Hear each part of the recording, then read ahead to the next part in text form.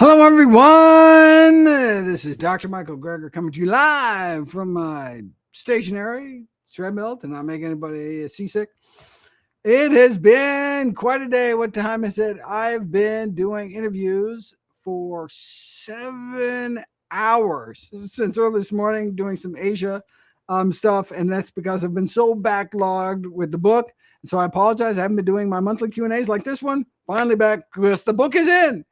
How Not to Hurt, my book on diet and lifestyle approaches to pain management, will be published on December 15th, 2026, this December. So if there's anyone in your life suffering from migraines or IBS or arthritis or on down the list, I have got some help coming. So that's super exciting. But it was, as always, an overwhelming project.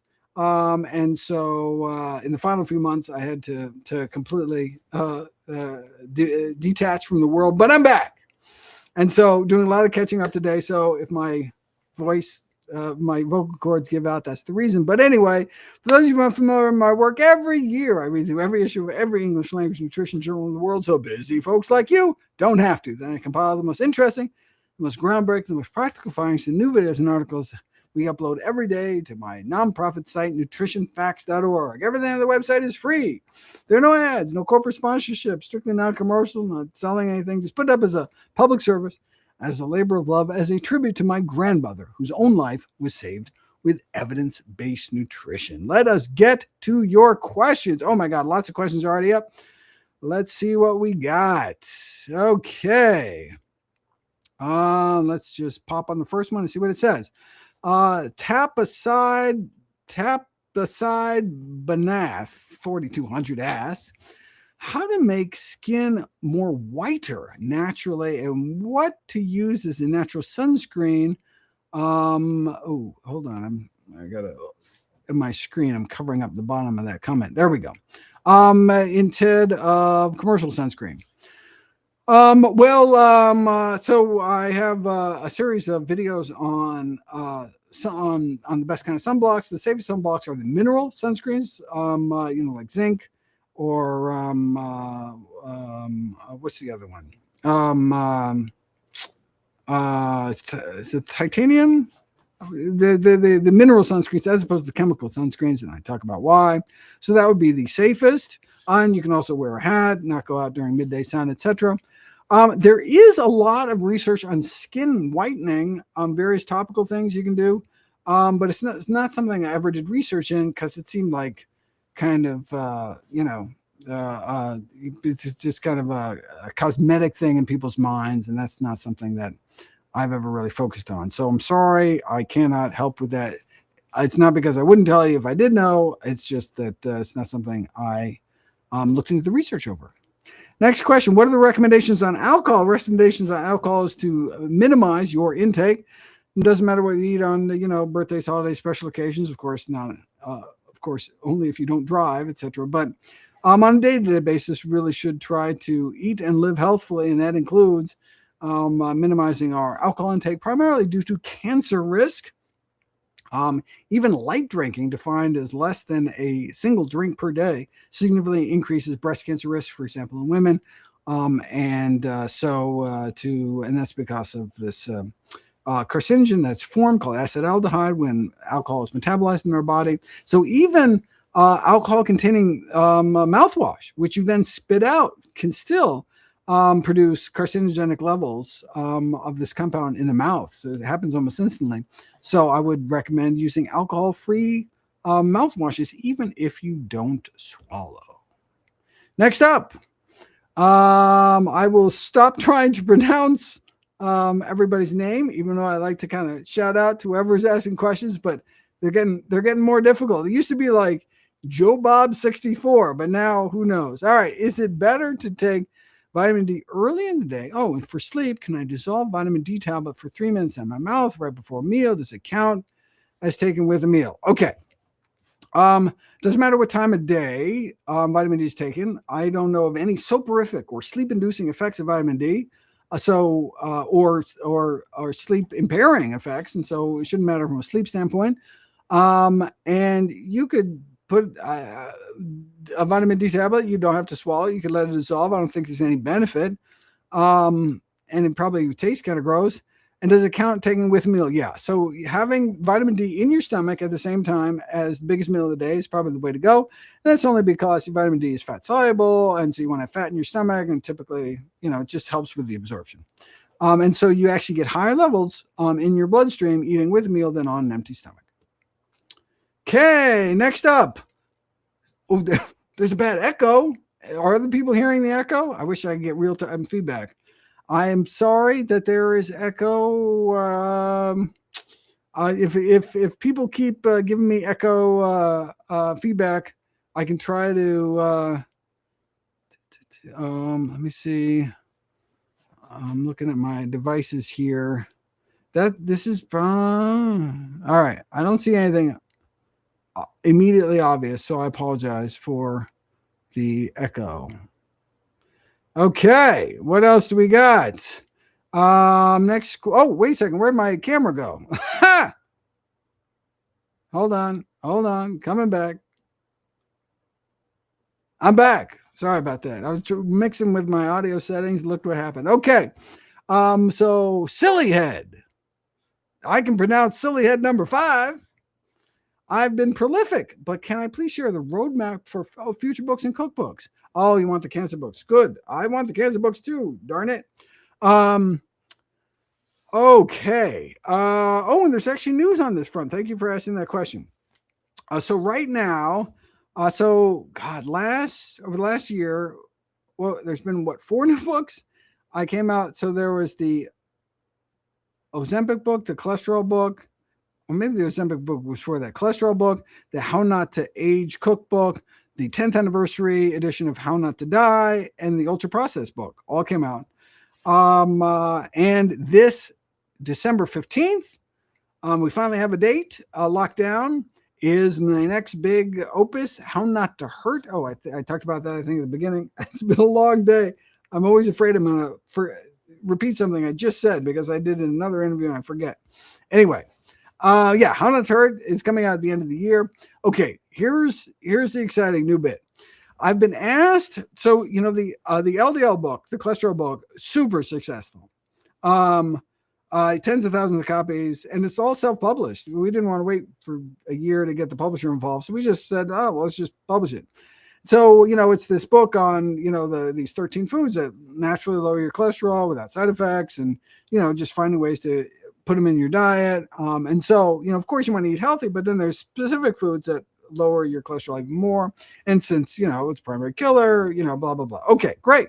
And so it was very useful. It was very practical. And people, I get these stories all the time, or before and after, they send me their lab results, and I added these things that I like anyway, and blah, blah, blah. And all of a sudden my cholesterol is dramatically lower, and it just makes me so happy. Okay.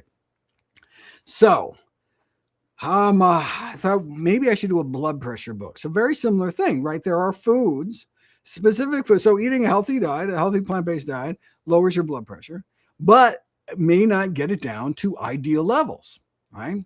Similarly, like a plant-based diet will get your cholesterol down, but to ideal levels, well, for some people, yes. But it's a bell curve, and some people, based on genetics or whatever, no matter how well they eat, they're better, but they're not where they should be. So there's extra foods you can help that pull cholesterol from the body, even though you're not eating foods that actively raise cholesterol. Similarly, with blood pressure, there are some foods that increase your blood pressure, like eating, salty foods. But okay, so you cut out the things that increase your blood pressure, and still your blood pressure is not great. Okay, well, there are certain foods, like, I have videos on hibiscus tea, this kind of ruby red, delicious drink, herbal tea, which I think 3 cups in the morning works as well as captopril, which is an ACE inhibitor, blood pressure drug.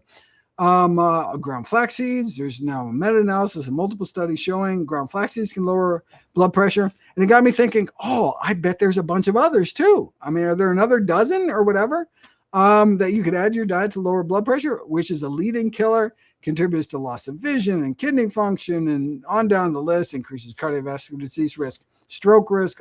Okay. So do I have time to sneak in another book? And again, a short book, like cholesterol book was like, do I have it here? Oh, I have it here. Check it out. Ha! Here's my, see, look at that. So just to give you a sense, do I have one of my bigger books? I don't have my bigger books, my regular books. But look, it was a simple, what is it, 100, yeah, like 100 pages. And it's just like, here's all the foods that lower your cholesterol. Um, so thinking about doing a blood pressure book in September. I'm going to see if I can write it in a month. If I can, we'll have a blood pressure book sneak out. If not, um, it'll get pushed back. But then next year, I'm going to do another small book on how to read a research paper, just for those people that, want to, understand the literature better and be able to, a friend of you sends a study, says, this food does X. And just a way to like critically evaluate the paper and see, wait a second, is this some bullshit? Was this manipulated by some supplement manufacturer to get some desired outcome? Things to look for, blah, blah, blah. I thought that would be really useful. Again, short book, for kind of a select audience. I mean, some people just want to be told what to eat, whatever. I mean, I think that's a terrible idea. I mean, it's the most important decision we make in our lives, right? Number one cause of death and disability is dietary causes in most of the world. And so it's the single most important the decision we make. And so we should make it based on evidence and not trust anybody. And anyone who tells you something is about what something's life and death as what to eat needs to back it up with evidence. Obviously, they weren't born with this information. Where do they have it? They need to share their sources. And like at Nutrition Facts, there it is on the screen, all our videos. There's the paper, there's the quote, there's the graph. And then you click on sources cited underneath. There's the link to the PDF. You can download the paper and read it yourself. And so that, anyway, so that,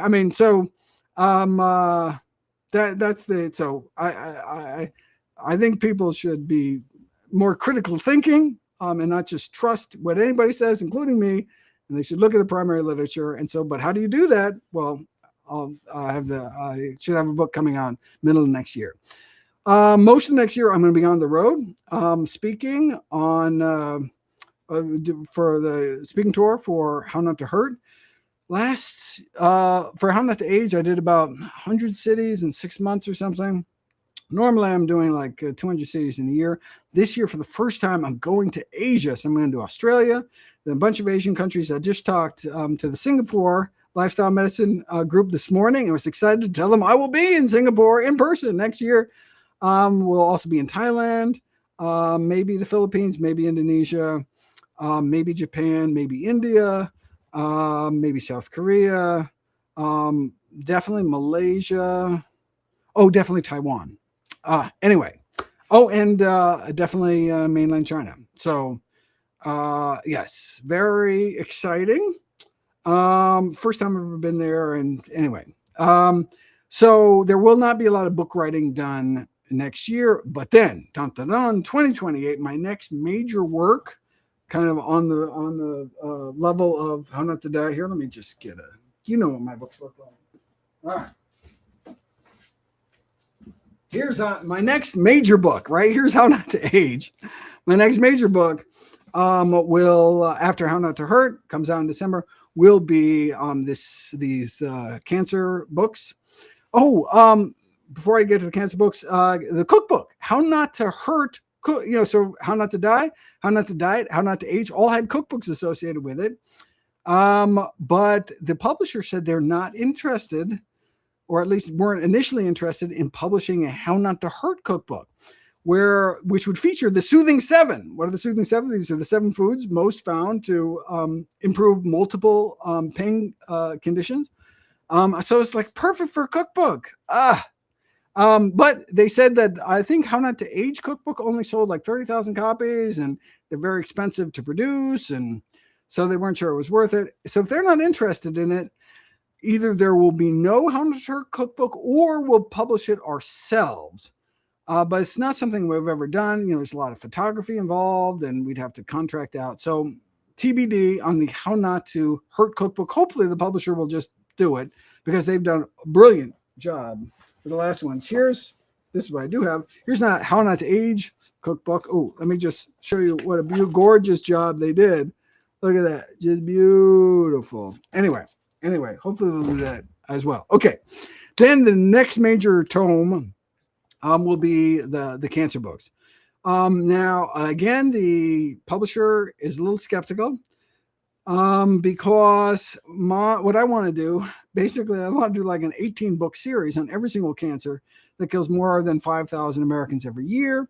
There's different foods and different diets for different cancers. And so rather than doing kind of a general, I mean, you could do a general, these are the foods that increase cancer risk, across many different cancers. These are the foods that tend to, decrease cancer risk. But I really want to target cancer survivors. So basically, people, you've just been diagnosed. So this is how I'm envisioning it. You've just been diagnosed with cancer, and lung cancer or a specific type of kidney cancer, whatever. And then you ask your doctor, what can I do? And they, talking about various whatever chemo, radiation. What can I do myself? Is there anything I need? What can I do with my diet? And what does the doctor say? Who knows? Doctor says, eat Haagen-Dazs to maintain your weight, or God knows what they're saying. And what would I say? I don't know. What I have found is, there are some amazing studies, cancer survival studies, interventional studies where they randomize, women with breast cancer to eat flaxseed muffins versus placebo muffins, right? Where they're randomized to eat muffins that look and taste exactly the same, and they're double-blind trial, and you don't know for 6 months. You do biopsies before and after, and you can actually see how aggressive the cancer is if you're eating flax seeds or not. Amazing. There's similar interventional trials, plant-based diets in general for prostate cancer, for example, both early and advanced.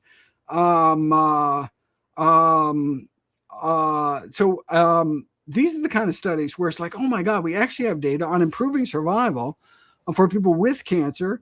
And there's lots of those kind of studies. I want to put them all together and basically come up with kind of a prescription for, okay, you have cancer. These are the foods you need to include in your daily diet to kind of maximize your chances of survival, decrease risk of side effects of conventional treatment, whatever it is. I just think that'd be so useful because it just doesn't exist. Now, in a year, and maybe it will exist. Maybe AI, transformative AI will have cured cancer, in which case that would be fantastic. And I'll write something else. So anyway, that's the timeline. I'll be writing those in 2028, and I will self-publish them if I have to, if the publisher's not interested in doing kind of the robust series that I was hoping to. Oh my God, that was a long answer, but it's just something I've been thinking about a lot. So that's why it was a long answer. Okay, we have The Arched Life. Asks, what do I make of the newer studies associating lung cancer in never smoking women under 60 with a diet consisting largely of fruits and vegetables? That is something I would be very surprised to learn. Please send me that study and be happy to give my thoughts on it. It's not something that I have run across. But having said that, I've been deep in, writing, so I haven't seen all the latest coming out. But that would surprise me very much if that were the case. Can I please comment on it seeming, whole food plant-based communicators seeming, we need some grammar help here, seeming to have as much or more issues than friends, families eating standard American. Can I please comment on it seeming if communicators have more issues, like psychological issues? I'm not sure what you're talking about. I mean, maybe if you're thinking of people that are eating whole food plant-based diets who have disease issues, and you're saying, oh, wait a second, why are all my whole food plant-based diet friends have all these issues and all my carnivore friends not have these issues? Maybe example of reverse causation, meaning why are they on whole food plant-based diets? No one's on whole food plant-based diets. Why would someone go on a whole food plant-based diet? To try to save their lives because they just got diagnosed with cancer or heart disease or God knows. And so, they improve their diets, and that's why they're on these diets. Very rarely does someone just spontaneously be like, I want to prevent disease and go on a whole food plant-based diet. I don't know if that's what you're talking about, but that's a possible answer if that's the scenario. Mary says, hello. Hi from Mary. All right, what else we got? But Mary, you need to spell hello better. Samsung fanboy says, why does spicy food make our noses runny? Because of capsaicin. Dun, dun, dun, dun. So capsaicin is the spicy compound in peppers that I actually feature in my How Not to Hurt book because it can have pain relieving properties. You say, wait a second, spicy, it causes pain. Well, it does acutely, but then it can actually cause this numbing effect, particularly high dose capsaicin. Very fascinating. So I've been reading a lot about this spicy compound, but yeah, that's why it makes your nose run. But it can be a healthy thing, and even be it's actually FDA approved for a number of serious pain conditions. I talk about all those in the book. Okay, Megan Manson, 6488. Hope HN2. Oh, how not to hurt. How not to. Oh, that's cute. How not to hurt includes post. It does not have post-COVID chronic pain. It does, however, have post-herpetic chronic pain. So, like about 10 to 15% of those who get shingles end up with this chronic pain condition. And I do talk about post-herpetic neuralgia. I do have a study talking about post-COVID syndromes in general, but not pain in particular. Yeah, so I mean, in fact, there was a bunch of pain conditions I wasn't able to get to. Burning mouth syndrome. There's some things that are like, there are things we can do, but they're just so uncommon that I really wanted to cover. What about painful periods? What about migraines? What about, some of these real, what about back pain? What about neck pain? Shoulder pain, knee pain, so I couldn't cover everything, but yeah, next round, I think in June, I'm going to be scripting new videos for Nutrition Facts. I'll do a peek and see if I find out anything good for post-COVID pain symptoms, just for you. Okay. I'm not even going to try. How to make skin more. Oh, here we go. More whiter. We already did that. Okay. Anik. Best lifestyle strategies for long-term mental and physical health for adults with odd DHD. Trying to think what that's. Lives on their own, fix their own meal. I'm trying to think what the DHD stands for. So I'm not sure. Is that some kind of autism spectrum disorder thing? I apologize for not being up on the latest lingo. If you restate the question, I'd be happy to. So please, hopefully I'll get back to you. Oh, although we're running out of time, so maybe not. Oh, how to boost testosterone naturally. I have a whole section in How Not to Hurt. No, excuse me. How Not to Age. Where's my How Not to Age?